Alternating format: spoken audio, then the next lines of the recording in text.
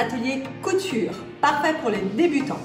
On va réaliser des petites chaufferettes avec à l'intérieur des graines de lin. On va pouvoir la passer au micro-ondes pour qu'elle soit toute chaude. On va également lui faire une petite pochette pour qu'elle reste propre. Le pas à pas couture, c'est parti, on y va! Vous aurez besoin d'une machine à coudre, un fer à repasser, une feuille avec une règle, un crayon papier et un stylo, 3 paires de ciseaux, un pour le tissu, un pour le papier, un pour le fil de couture, un nécessaire à couture avec du fil et des épingles, 500 g de graines de lin et une cuillère, le tissu éponge et un tissu de votre choix pour réaliser la housse. On va commencer par réaliser la chaufferette. On va avoir besoin de découper 2 coupons identiques dans l'éponge. Pour ça, je vous ai préparé un gabarit. Vous allez le dessiner. Il fait 19 cm sur 27 cm. Vous allez pouvoir le réaliser sur une feuille A4. Une fois le gabarit dessiné, vous le découpez au format et on va le placer sur notre éponge pour pouvoir découper nos morceaux. On va choisir un tissu éponge qui n'a des bouclettes que d'un côté. Ça laissera beaucoup mieux passer la chaleur. On va maintenant placer notre gabarit et l'épingler pour pouvoir découper. Donc, une petite épingle par ici.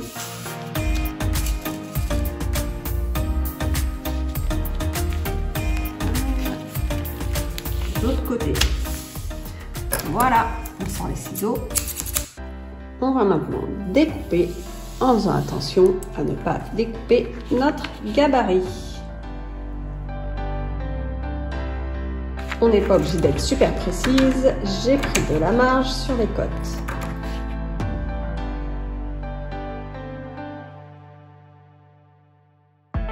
On enlève notre gabarit et on va faire ça 2 fois. Maintenant que nos 2 coupons sont prêts, on va pouvoir les assembler avant la couture. On va les mettre endroit contre endroit, c'est-à-dire la partie bouclette contre la partie bouclette. Pour celles qui en ont, vous pouvez utiliser les petites pinces, c'est vraiment génial pour faire les montages, c'est quand même plus pratique que les épingles. Mais pour celles qui ont les épingles, je vais vous expliquer comment on les monte. On va venir placer nos épingles sur les 2 côtés du tissu les plus longs. On va placer les épingles perpendiculaires au sens de la couture pour que si jamais on oublie d'en retirer une quand on passe à la machine, il y aura moins de risque de casser l'aiguille. Allez, c'est parti!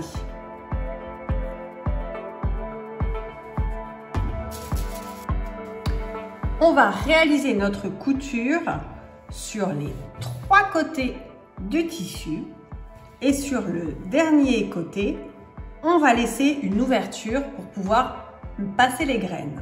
On va donc se mettre des petites épingles en repère et on laisse à peu près 7 cm pour pouvoir retourner le tissu. Et voilà notre tissu éponge prêt à être cousu. C'est parti, on sort la machine à coudre.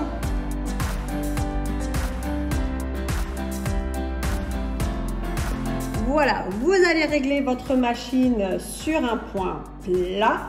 Donc, on reste à 0 et on met une longueur de 2. On va commencer à l'endroit où on doit laisser l'ouverture. Vous retirez l'épingle, vous placez votre tissu sous le pied. On laisse à peu près 1 cm de marge, donc c'est-à-dire que vous allez vous mettre à peu près à la largeur de votre pied. On n'oublie pas, on baisse le pied, on tient bien nos petits fils derrière pour pas qu'ils partent. Et on commence en faisant un petit aller-retour pour fermer le point. Et c'est parti!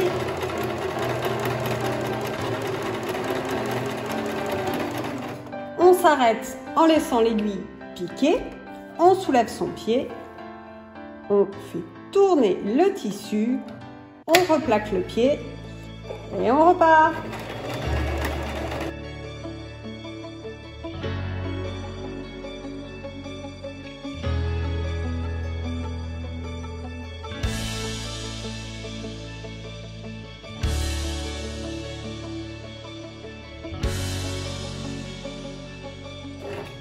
On arrive de l'autre côté, on fait attention à bien laisser l'espace suffisant pour pouvoir retourner le tissu.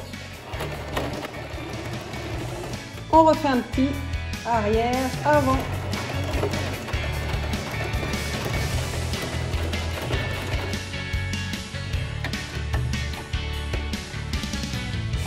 Et on coupe le fil. Maintenant, pour avoir une bouillotte bien solide, on va faire une deuxième passe, cette fois-ci avec un trait zigzag pour bien consolider le tissu. C'est reparti, cette fois-ci moi je suis en position B, on va faire un zigzag de 2 et on reste sur une longueur de 2. Allez, c'est reparti, on se met au même endroit que tout à l'heure. Et on va aller sur l'extérieur de la ligne qu'on a créée. On rebaisse, on tient et c'est parti.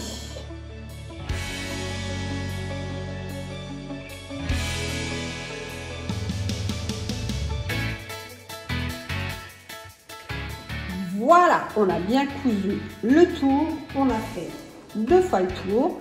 Vous enlevez maintenant tous les petits fils qui dépassent.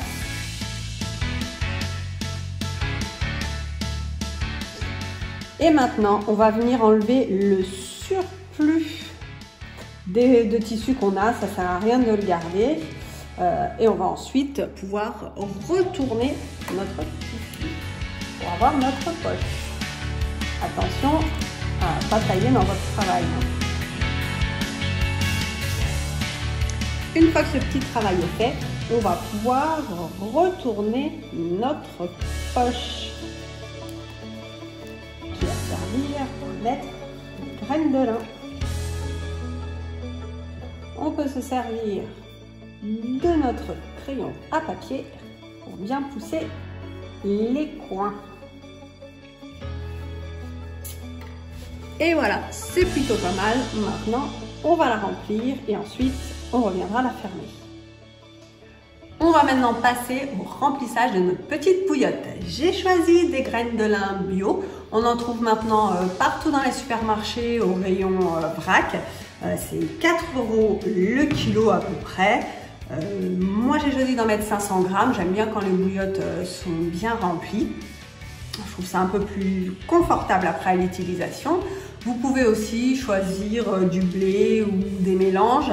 Si vous choisissez des mélanges, faites juste attention de ne pas prendre des mélanges avec du maïs. Une fois dans le micro-ondes, c'est pas top. Voilà. Allez, on y va, on prend notre cuillère et on remplit.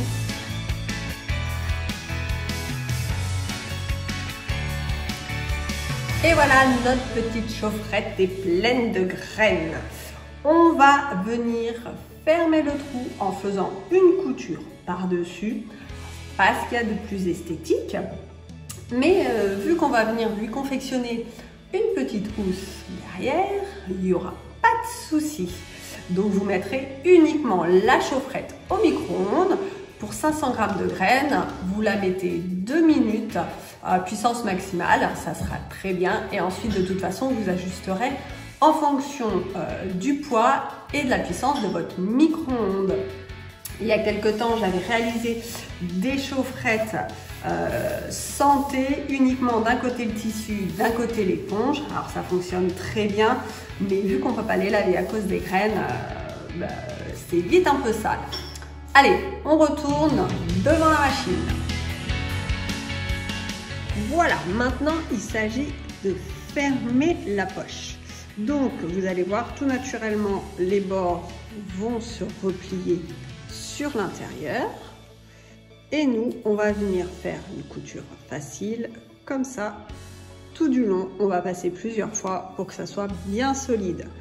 vous mettez les graines pour commencer sur l'extérieur de la machine. Et c'est parti.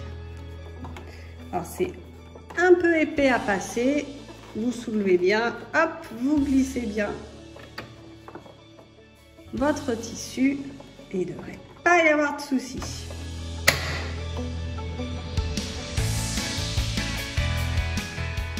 On s'arrête l'aiguille plantée, on lève et maintenant que normalement c'est quand même déjà bien fermé, on va pouvoir mettre notre pochette sur le côté et repartir dans l'autre sens.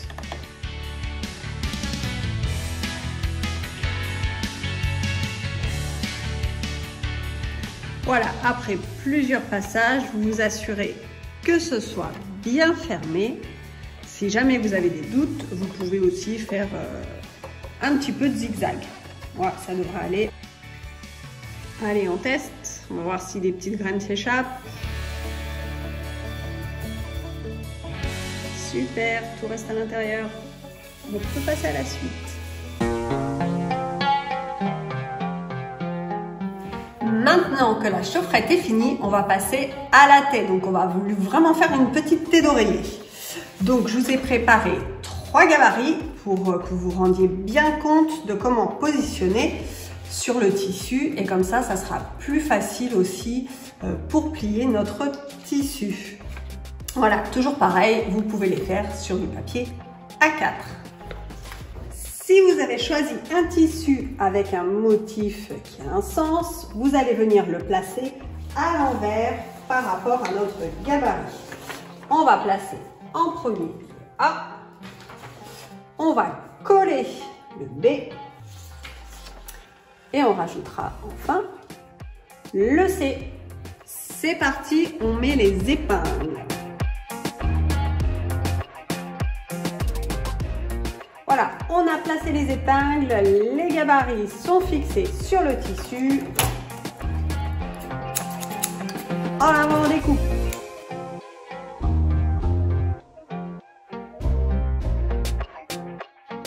On a découpé notre tissu, on peut enlever les épingles, retirer les gabarits et on va partir maintenant direction la table à repasser pour pouvoir faire les pliages et réaliser en haut et en bas un petit ourlet sur notre tissu. Nous voilà à la table à repasser. J'ai oublié de vous dire qu'avant de commencer n'importe lequel des ateliers couture, il faut avoir à laver le tissu car si vous le lavez après avoir cousu, vous pouvez avoir des problèmes de rétrécissement. Allez, on y va, on fait chauffer la vapeur. Le but, ça va être de venir faire un ourlet sur les zones les plus petites. Vous mettez votre tissu à l'envers, vous prenez, alors ça c'est bien les stylos friction, c'est top parce qu'avec le fer à repasser, une fois qu'il passe dessus, ça disparaît, il n'y a plus de marque sur le tissu. En revanche, vous ne pouvez pas faire des marques en avance parce que vous verrez, sinon ça disparaît.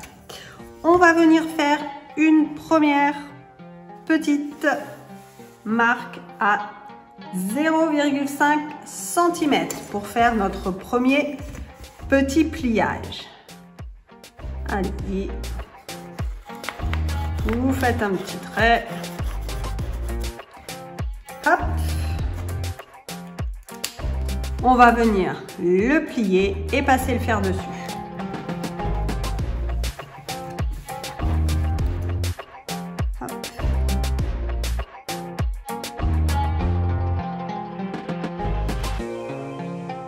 Maintenant, on va faire une deuxième marque, cette fois à 1 cm.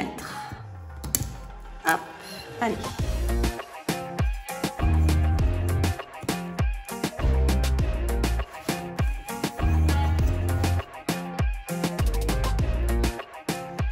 On y va, on trace notre trait. Voilà. Et on y retourne.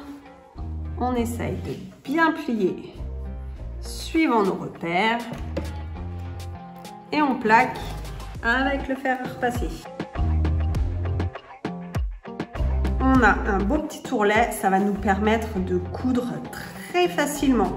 Vous pouvez mettre des petites épingles si vous voulez, mais si c'est bien repassé, ça ne va pas bouger. On prend notre tissu, on le retourne et on fait la même chose de l'autre côté. C'est parti! Et voilà, on est revenu à la machine. J'ai changé le fil cette fois-ci. J'ai pris un fil qui se coordonne bien avec mon tissu.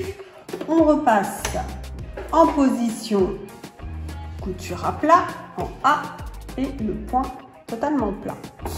On y va, on met notre tissu sous le pied de façon à coudre assez près du bord de notre ourlet. On y va, on se concentre. C'est parti. On n'oublie pas le petit aller-retour. Et voilà.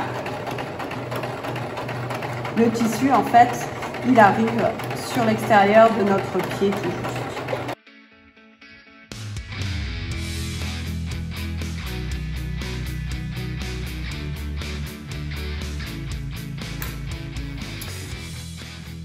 Et voilà, un côté qui est fait, tout joli. Maintenant, on fait l'autre. Hop, vous mettez le tissu sur l'extérieur de la machine et c'est reparti.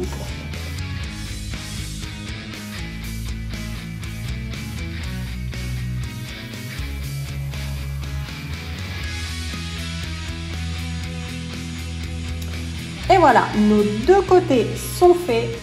Nous revoilà pour le dernier pliage. Alors, on se concentre. C'est le moment, entre guillemets, le plus compliqué.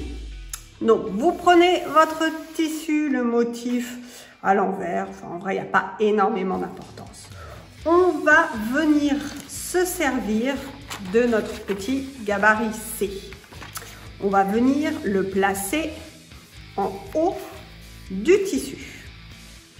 On prend le bas du tissu et on va venir se coller juste dessous. Et là, on marque avec le fer à repasser. Hop. Voilà. On essaye d'être bien droit, que notre tissu soit bien positionné bord à bord. Voilà. Donc là, on a l'envers.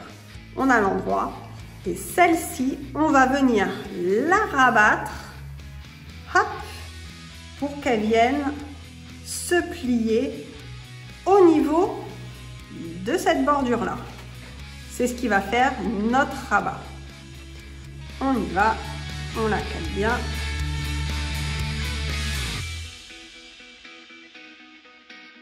Maintenant, on va placer nos épingles parce que le but du jeu, c'est de venir coudre les deux côtés. On aura refermé notre taie et ça sera fini, on n'aura plus qu'à la retourner. Vous verrez, ça sera surprise si vous avez réussi quand vous retournez, voir si vous avez bien suivi les consignes. On y va. On place, comme on a dit tout à l'heure, les épingles perpendiculaires au sens de la couture. Et voilà, même punition que pour la pochette, on va faire ça en deux passes. On va en premier faire un piquage très droit et ensuite on viendra surfiler notre tissu pour qu'il tienne mieux. Allez, c'est parti. Hop, on met le tissu vers l'extérieur, on garde toujours notre marge. On enlève la première petite épingle et on y va. On n'oublie pas un petit avant-arrière et c'est parti.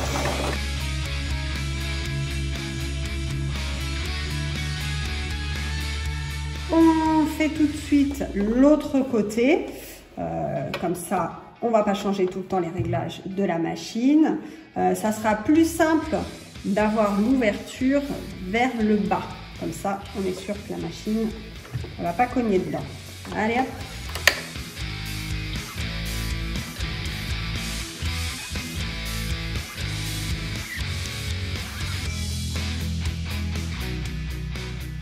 Voilà, on a réalisé les deux côtés. Maintenant, pour éviter qu'on ait des petits fils comme ça qui partent du tissu, on va se remettre en mode zigzag et on va venir piquer en débordant sur notre tissu. Ça va en fait le consolider. Hop, alors, on se met en position 2, on change le zigzag.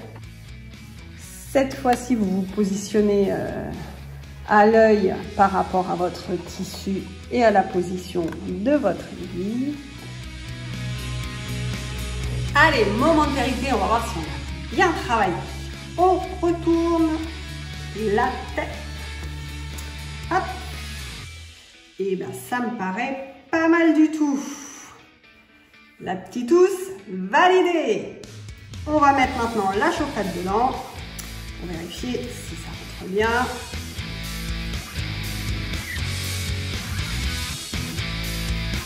Et ben ça me semble parfait.